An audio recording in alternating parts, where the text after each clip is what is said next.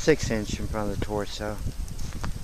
Eddystone US Model of 1917, 30-06. Hornady 165 grain spark point boat tail, 300 yards. The last time I shot this rifle, I determined that I was about 7 inches low, a little to the left. But I've tightened this screw up down here, so that might have been the cause of being a little bit low. But I'm gonna act as if nothing has changed.